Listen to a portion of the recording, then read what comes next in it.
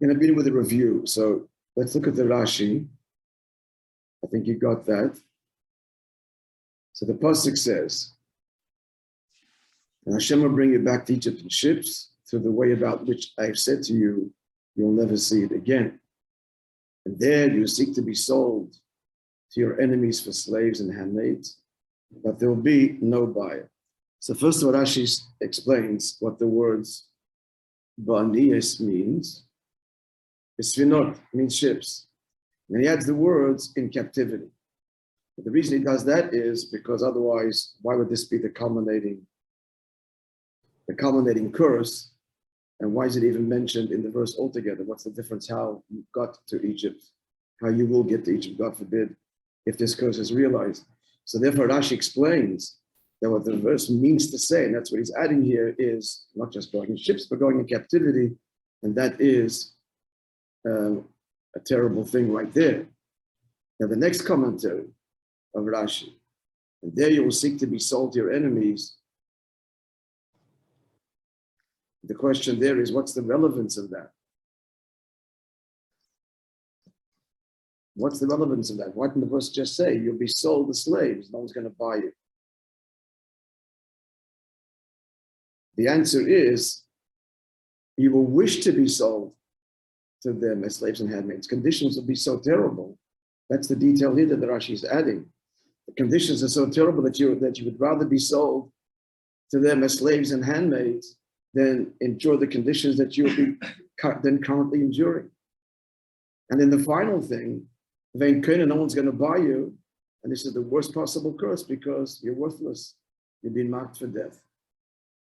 So what we've seen now is that every detail of Rashi actually adds, on the surface, it didn't seem so terrible, this curse.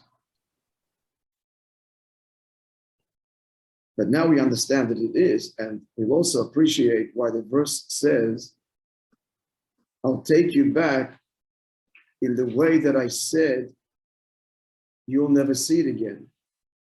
Now, they know what kind of desert it was. It was a terrible, awesome desert. The only reason they survived is because of the miracles. So they're being told two things. You're going to go back that way, and on ships. Ships are slaves. And then when you hit dry land, you're going to go back the way which I told you, you will never see them, the way that you yourself experienced. When you want to warn someone about something, the greatest warning is if it's something terrible that they themselves had witnessed. They saw, as the Torah describes the desert, scorpion, fiery snakes, ordinary serpents. What protected them, of course, were the clouds of glory. No clouds of glory now, and just subject to the terrifying conditions of the desert. That's what the Torah says that, because you know what that is. And that's the greatest possible warning to someone. It's not about something ethereal. Who knows how terrible it is. You're being warned about something that you saw, except you protected them. So every detail in the verse adds to the terrifying and culminating, which is why this is the culminating curse. And all of this is brought to light in Rashi. Rashi is not just explaining what a boat means, he's saying the conditions on the boat. He's explaining that you'll want to be sold there, you'll beg to be sold. That's how terrible the conditions will be, but no one's going to buy you because you are slated for death. And furthermore, in addition to being on these terrible boats as slaves, you will go through the awesome and terrible desert that your eyes saw. So the end is, we now understand why this, in fact, is so terrifying, and the culminating curse. Now we're going to go to let's get to the spiritual blessing that's contained in these very verses. Let's do that.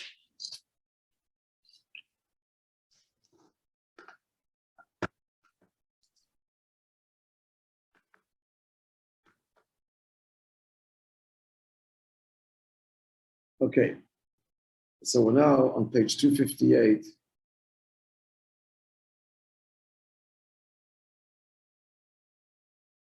Another detail just to point out here, that it's so terrifying that you want to sell yourselves to your enemies.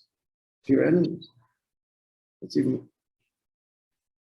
that brings out even further how terrifying this curse is.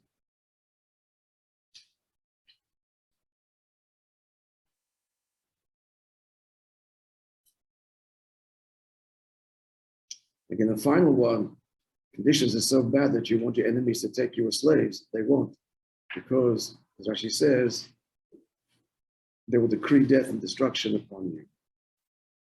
Now that we've explained how terrible this curse is, it didn't appear that way on the surface, but now we've understood it with Rashi's commentary, as the Rebbe explains every nuance and detail in Rashi. Now, because it's so terrible, we're going to see spiritually incredible blessing that the very same verse and words convey. Let's begin now. Completely, we're finished with explaining the simple meaning of the verse, and now in the light of Chassidus. So page 258, chapter 8, the last two lines, the bottom of the page. We said at the outset of this talk, the dream is Rashi b'yayin shel Torah. Rashi hints in his commentary, it is the wine of Torah contained in his words. Wine has to be extracted from a grape. So too, there are deep meanings contained in Rashi that we are now going to reveal, and they will leave us spiritually intoxicated. All the words of the Duke, turn the page now to page 259. In the Pnimis in Yonim Achi, the Pnimiusam in Yonim Naim B'Yosa, their inner meaning is very lofty indeed. And that is Mataras HaTeichachahi, the purpose of the rebuke. It's not simply that God is saying that if you don't keep my commandment, you will suffer as a result, and you will bring retribution and punishment upon yourself. That's the way it is in the world. You put someone in prison, you meant to hurt him so as a deterrent that he won't do it again. Or kill him so that others will learn not to do it. That's not so in Torah. The point of it is, in order, the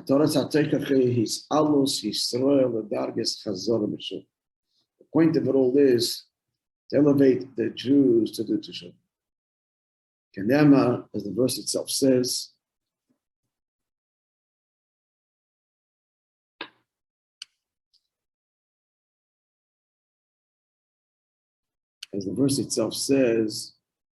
in the Teichacha itself, the verse reads, quote, and so this is in Parshas Nitzavim, which is the next week, the week following this parsha.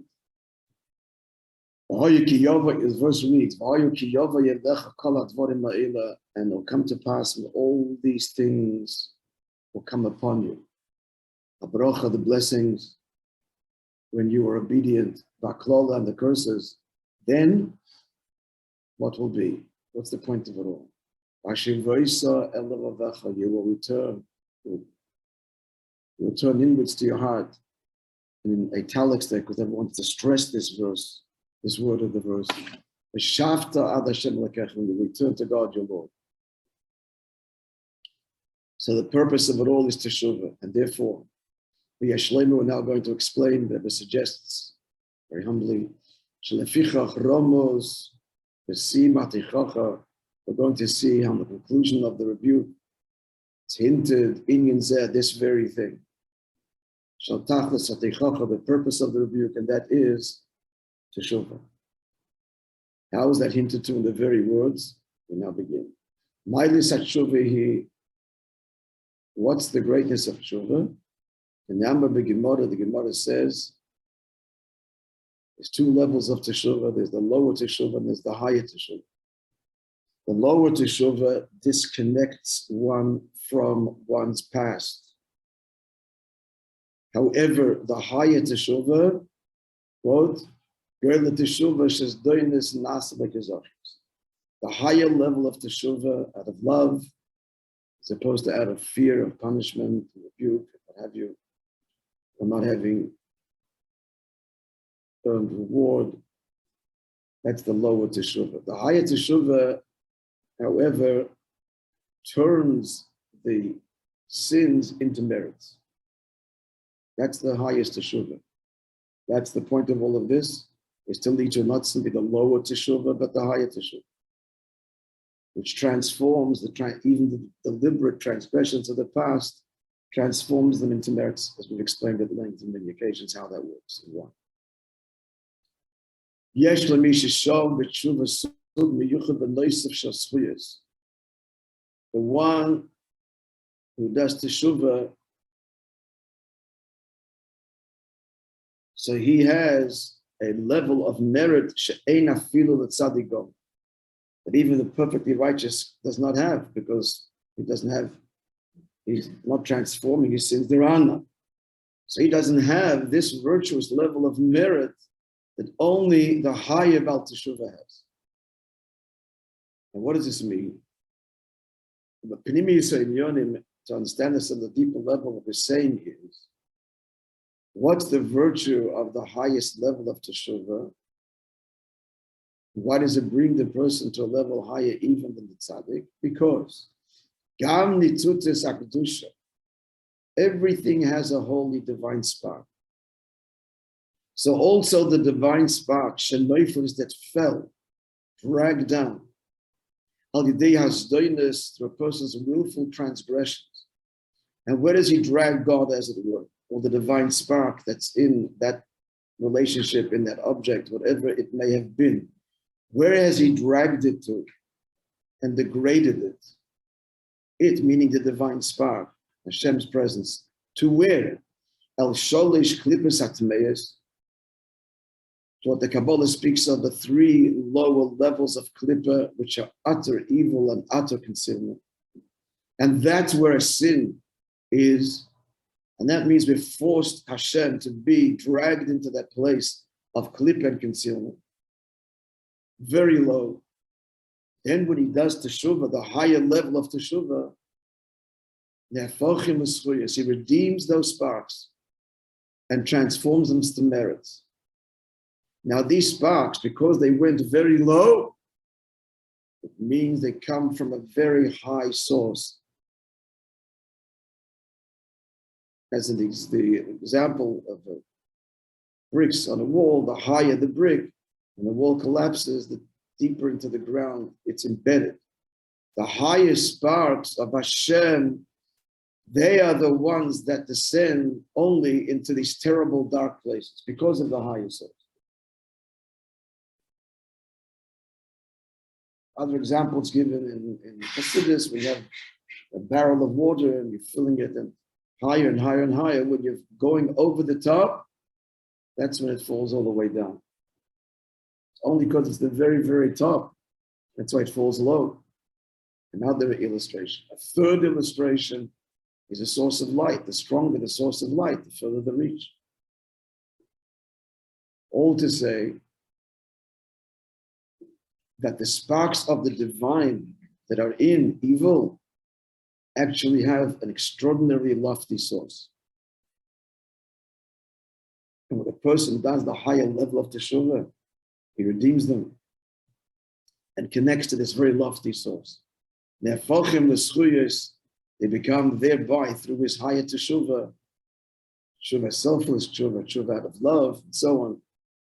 So then he redeems his past, and the past itself becomes a merit because he's redeemed the spark that in that world that he had dragged down. He was only able to drag it down so low because of its lofty source. Whereas a tzaddik cannot do this. He can only refine or to elevate and refine, but in his service of God, he only elevates the divine sparks that are in permissible things. That's not such a terrible klippa. That's miklipas noig, as we learn in tongue. It's the higher level of klippa, where it's only a thin veil on the divine. And that's the sparks that he elevates, but not the very high sparks that fall very low. You're not allowed to go there, and he doesn't. But the sinner did. And yet through tshuva, he's able to redeem them. He continues to say,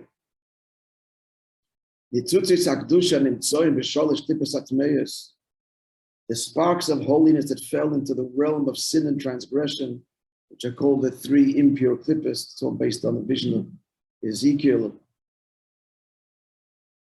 So noflu l'mata mata b'yosef, they fell very low.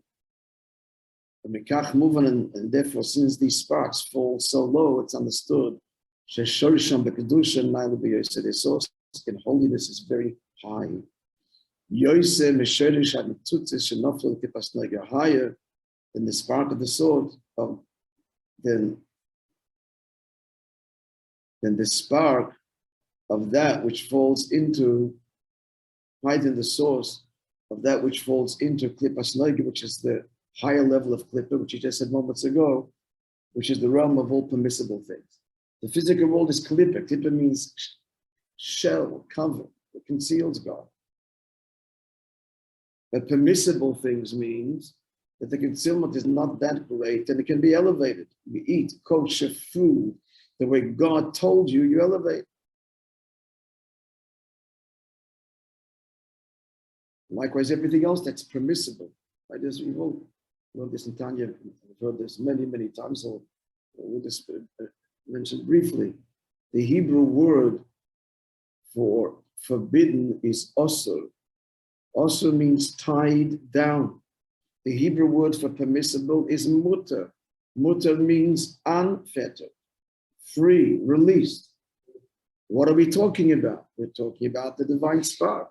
If the Torah says that something is forbidden, it's tied down. You can't elevate it. You can't eat non-kosher and make a bracha and elevate it. You, on the contrary, you have transgressed and dragged Hashem into this realm of impurity. It's tied down. There's a spark there, but you can't access it. If something is mutter, permissible means it's a free agent. It's unfettered. That's what the word mutter means. Permissible means unfettered. And it means that this relationship or this object or this job, whatever all of the areas that Torah addresses is permissible means you can elevate it. If you engage it in a godly way, you can also degrade it. You can degrade even kosher food in the kosher relationship. That's our choice, to elevate or to drag it down. But that which is forbidden is forbidden. It's tied down. And yet, that's the power of the Baal Tshuva. That even though he went into that forbidden nether world and dragged the divine there, so if he does the basic teshuvah, which is he just doesn't do that anymore, he embarks in a new direction in life, he doesn't elevate it. He severed his connection, that's a wonderful achievement, and no longer connected there and moves on in life. But that will not transform. It's the higher level of teshuvah that's able to transform that past and access the very lofty sparks of the divine. And what's the higher level of teshuvah? Again, this is something we talk about all the time. And you're all familiar, but we'll just review it again. It's the higher level of teshuvah is when the person is fueled by the very transgression. There's a constant and never leaves him shame, which he healthily channels into his humble and devoted service of God. He brings to the service of God a passion, an appreciation, a sensitivity that the one who never transgressed could never have. Similar to, again, the example I mention all the time is drinking a glass of water. It's a hot day and you're thirsty, you take a glass of water. What if you're coming from the desert? You haven't had water in weeks and months, a glass of water in years. And you drink that glass of water, you're not drinking the same glass of water like someone that's always available, go to the fridge, force it and take it. So if the Baal Tshuva brings to the glass of water, to the mitzvah, to his davening, the acute awareness of the spiritual desert, the klippa that I was in, and how I had hurt Hashem and myself and the world and everybody, and that he brings to bear his appreciation of the mitzvah that he does, which is the glass of water. He does so with such humility and such passion and such appreciation. He's transformed his past. That's the transformation right there. Look at this person and say, wow, what an awesome service of God. Where does this come from? And it's because of my past. So the past is being transformed. That's why. It's the fuel. It's the rotting vegetation that produces the bountiful harvest, spiritually speaking. Rotting compost is death. But if you use it the way you should, the death itself becomes the means for a harvest that is far beyond one that didn't have the compost. It's ordinary and it's nice, but not lush. What makes it enhanced is dafka the compost, dafka the dying and decaying vegetation. That's an example in nature for the higher level of teshuvah. God made it easy for us to see it, nature. That my rotting, putrid past, which is death, the low level of klippah, when I use that as a fuel and inspiration for my mitzvahs, and then I'm elevating it. It becomes the greatest light. It becomes the greatest life. That compost is now part of this life, this rich life. So he's saying that's the whole point of Golus. It's the whole point of this, all these curses, is to bring to the higher level of teshuvah, higher than the tzaddik. Continuing in the text.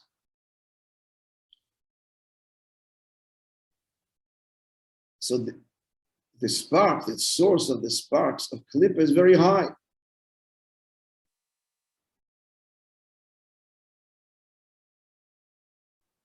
For Hashem to create and allow, at a simple level, we can understand this.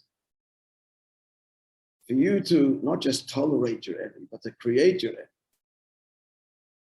is a deeper investure than dealing with your friends, that you enjoy their company. Hashem to create klippah, he's actually invested there deeper. But it's tied down, you don't let it go there. Someone did. And it's the higher teshuvah. And then we discover Hashem in the deepest concealed places we just described. I just added now is, what does this mean? The spark is higher. So you just got now a little bit of understanding of what I said. To create that which is contrary, denies Hashem, he's actually invested there deeper. And we, as I just told you in our own experience, to tolerate, feed your enemy, never mind tolerate. You're invested there deep. It takes more out of you, as it were, quote unquote, than to feed your friends, your family. That's natural reason you want to do that. So why are you feeding your enemies? Because ultimately it's part of the grand scheme. The enemy is going to become an ally one day. But along the way, to feed and nourish the enemy, very concealed, higher source. Following this. Your enemy, the future gain. Could be, but for God, that's the whole purpose, is that the klippah be transformed. That's the cheshbon. That's his cheshbon. We're not supposed to do that. Enemy being sins. It's a metaphor. We're talking in metaphors, a metaphor for Avedas. But if a person did, and that's in the end the ultimate intent, then the higher teshuvah. It's a metaphor. It's a metaphor for transgression. The enemy of Hashem. So continuing now, let's the bottom right-hand column, the last two lines. Just stating the principle. Kol hagavoya yoseh, the loftier something is, neifel lamata yoseh, falls lower. There are many examples in there. I just gave you a few. I gave you the barrel, like water. I gave an example of the source of light. But there are many examples of that. It takes a great master, a very great master, to explain difficult concepts to a simpleton. Only he can go that low because he's so high. And only a professor couldn't explain it. To explain theory of relativity, which few people in the world actually understand, apparently. I'm not one of them. But to explain it, that you and I should understand, you need, maybe Einstein himself, extraordinary genius. Only he can go that low because he's so high. There's endless examples of this.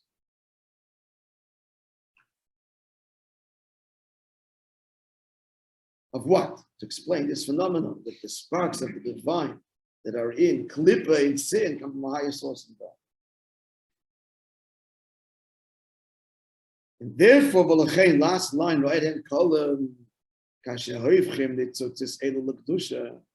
when these sparks are redeemed and elevated, again, the higher level of teshuvah that we're talking about now, then nimshach v'yoyed the olam oid elyon yosef. This causes a revelation of a very lofty revelation of Hashem that only the higher teshuvah elicits that the tzaddik cannot do. Now let's revisit this verse and Rashi's commentary with the inner light of Chassidus. This is the inner meaning of the verse. Hashem Mitzrayim. God will take you back to Egypt. That word Hashivcha is the word Shuvah. Shuvah. You will attain the level of Teshuvah. Shetachlis called Divrei Teichacha, the ultimate objective of the entire Ibut. Ramuzah B'siyumam is hinted to in the final word. This is the 98th Ibut. The Shivcha, you will return. That's the hint here. In Lashon Teshuvah, invoking the language of Teshuvah, Lahovide de Maila Shel Teshuvah, you will reach the level of the Baal Teshuvah, and that is Hanir Mezes Behemshech HaPasek, that the verse continues to hint. What does it say? Look at the verse as I'm explaining now, its inner meaning. Yismakartem shom la'oivecha la'avodim u'l'shvachos. You seek to be sold there to your enemy as slaves, and male slaves and female slaves. What's the deeper meaning? The deeper meaning is that there, shemadrege shom, there means the place of concealment. Mokem HaKlippa is the place of where God's utterly concealed. Your enemy will extract the sparks from there. From there you will find me. From there you will reveal me. Coming from this great and deep source within Hashem. Mevarerim as nitzutzo yisakdosh, you will elevate these lofty sparks that the tzaddik cannot. And through your extraordinary tshuva, you will transform a sinful past and the sparks of holiness there coming from lofty places that were in captivity. In the hands of your enemy, in the hands of Klippa, these sparks are now redeemed and elevated. Clear? There should be another higher level tshuva. To me, anyways, because you can do severe tshuva. You can do a severe sin by hurting a lot of people. By what? By hurting a lot of people. I don't mean hitting them, but by hurting them, food and everything else. Embarrassing situations. But another tshuva that you live a secular life and you drag Hashem, you're only affecting him. And, you're dragging him to kosher restaurants, you're dragging him to bowling alleys, you're dragging him to food. Yeah, you're right. So the first thing you described is a greater sin. It's even greater, which needs a greater teshuvah. Not easy, but possible. But you're right. It's one thing when you're hurting God alone, when you're hurting his children, others, it's even worse. So that needs even a higher teshuvah. It's even more work to redeem that and elevate that. Yeah. So then the verse continues. What's the final curse? Validei kach nigram, and this causes ve'ein koini. and there's no one that will buy you. No. What does this mean?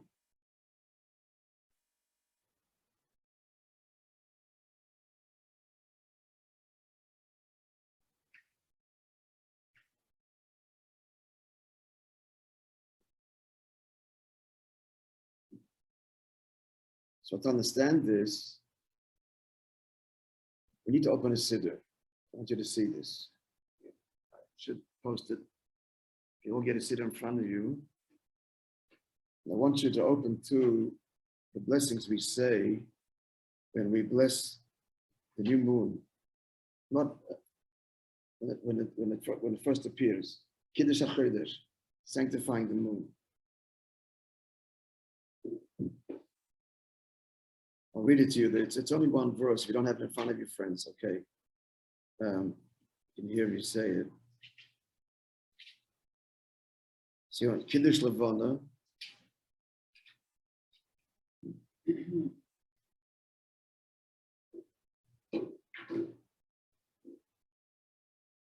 Where's Kiddush Levana? Ah, okay. 301. You found it? 301. Yeah, I'm using my phone. 301, okay. So we say there, like, after, look at the second paragraph. And it said 3 times.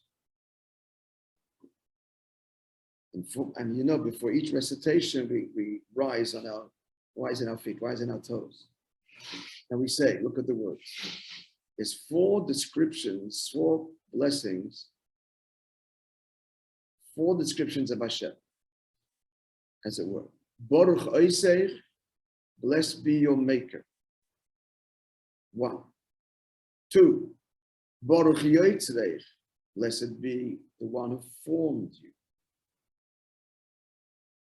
3. Baruch Boirech, blessed be the one who created you. And then the word we're looking for, the final description, Baruch Koinech, blessed be the one that has acquired you.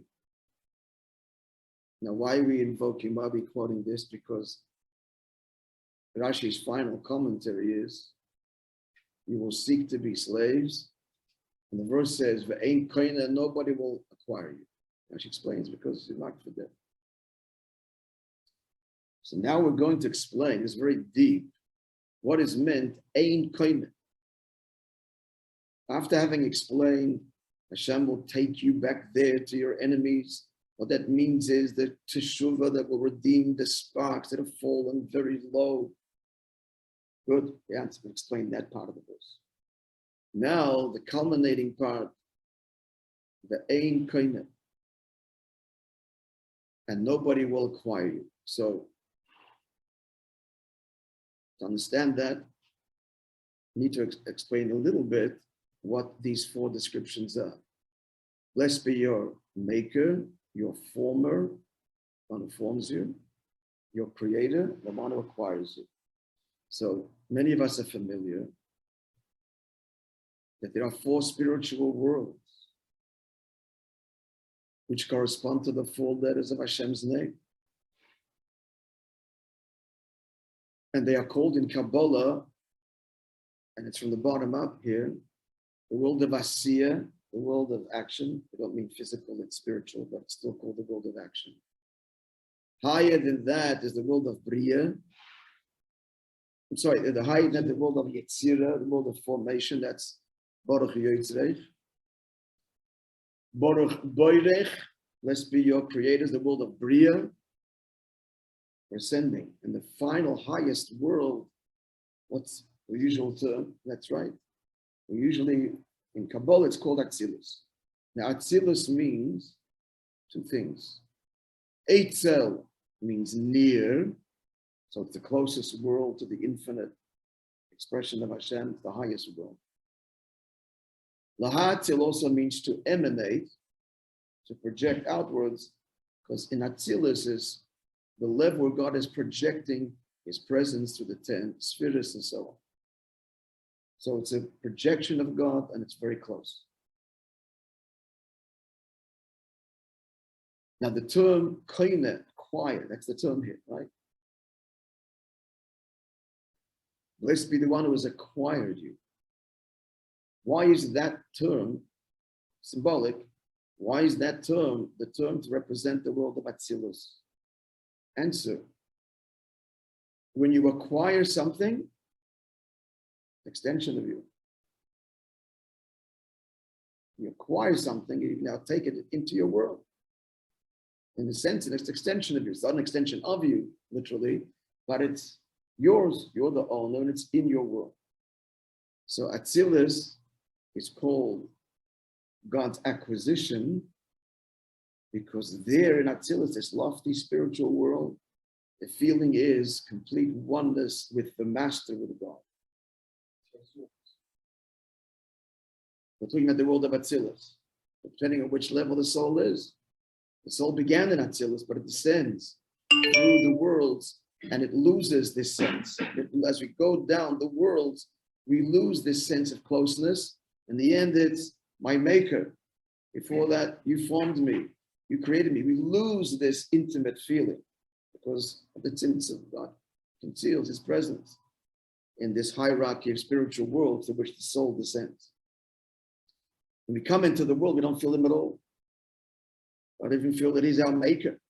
That's the first round.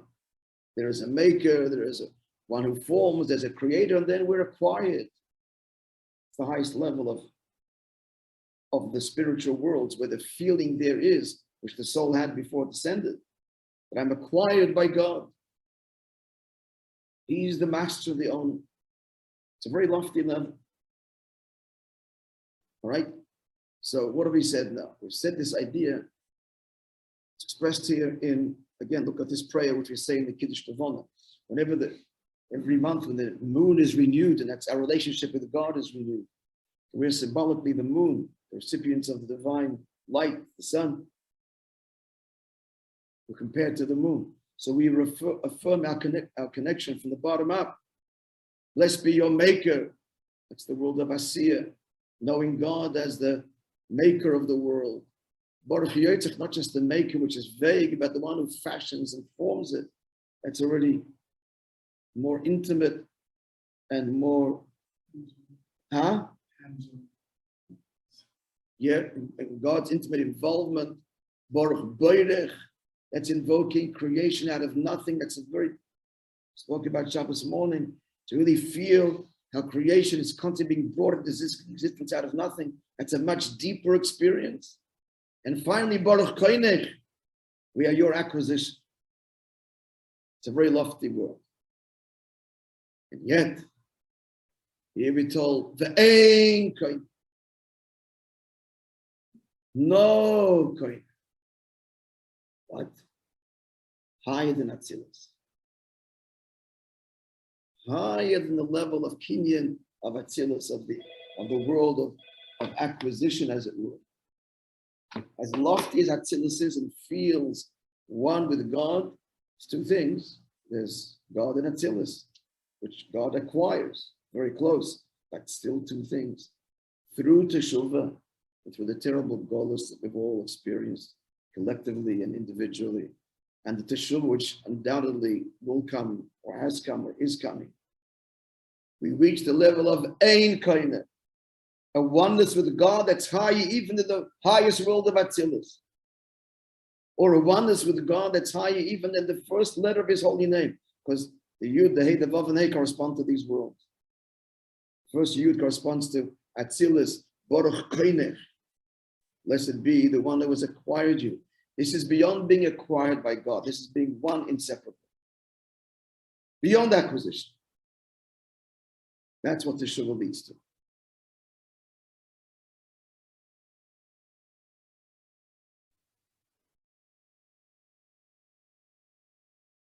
Going deeper, we're running out of time, but in the language here, look at Rashi, Ein Koineh. No one's going to want to buy. The word Ein also means ayin, nothing. Nothing. You will reach a level of complete nothingness and one with Hashem. Your ego completely dissolved and one with God. That's also hinted to. You'll reach ayin. higher than the level of Kohen, the level of Atzilus. Complete oneness. And this complete oneness, that's what the Teshuvah leads us and brings us to. And that's why this whole Golus happens. It's all to bring this out in us. So here this very exquisite explanation of these words, Ve'ein koine. No one's going to want to buy you. Simple level. No one's going to want to buy that. Now these same words are conveying this unbelievable level of oneness with Hashem. You're going to be beyond the world of acquisition, the world of Atzilus, the lofty spiritual plane. That's the world of the tzaddik. That's the world of a tzaddik, the world of Atzilus. Ein koine. You will be ayin, nothing. Nothing is the greatest virtue. Not that you disappear, you don't exist.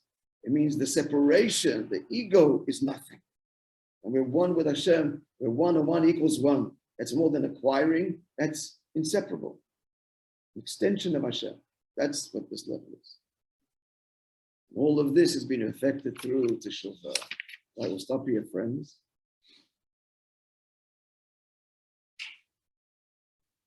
A little more nuance next week. And the final words of Rashi, because the creed, you have to explain that. The creed upon your death and destruction. But what's the blessing in those words? That will come next week. We explained already 3/4 of the verse. Teshuvah, elevating the sparks there, reaching the level of higher than Atzilus, Ein koine. Then still to explain to the final words of the curse, which are the worst on the simple level and therefore the greatest in the blessing and source. Okay, folks, thanks for joining. Have a wonderful day. Good Chodesh. Thank you. May all the blessings come raining, gushing down, and the peace already starting today. Amen.